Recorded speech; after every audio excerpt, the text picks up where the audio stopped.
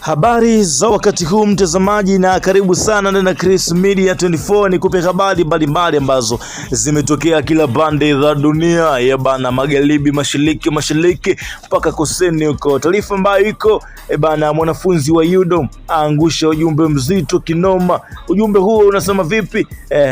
Ngoja nikusanue au nikusomee kilichoweza kuandikwa na mwanafunzi wa UDOM. Yaliandika of course mwanafunzi wa chuo kikuu cha UDOM pale Dodoma, mnufaika wa mpango wa Samia Scholarship, ameandika barua kwa Rais wa Jamhuri ya Muungano wa Tanzania Mheshimiwa Dr. Samia Suluhu Hassan akimshukuru kwa juhudi kubwa za kuboresha huduma za kijamii. Katika barua yake, mwanafunzi huyo amempongeza kazi kubwa ambayo imefanywa na serikali ya awamu ya 6 chini ya Mheshimiwa Dr.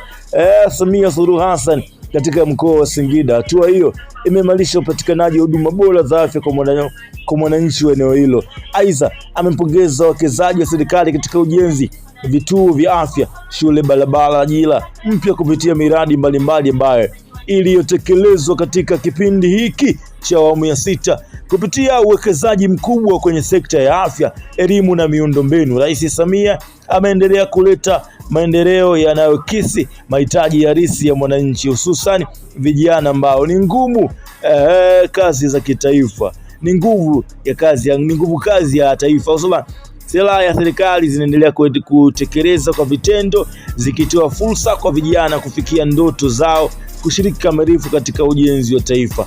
Of course ni ujumbe ambao umeweza kuandikwa na rais na mwanafunzi wa Dodoma pale UDOM, kwamba akimwagia maua yake rais wa Jamhuri ya Muungano wa Tanzania Dr. Samia Suluhu Hassan, ukizingatia mambo mengi sana yameweza kufanyika bana Tanzania kupitia uongozi wa awamu ya 6 ulioko chini ya rais wa Jamhuri ya Muungano wa Tanzania Dr. Samia Suluhu Hassan. Ni kitu gani ambacho mwaka huu 2025 au way back umekipenda zaidi kutoka kwa rais wa Jamhuri ya Muungano wa Tanzania? Mimi naitwa Chris Jayala.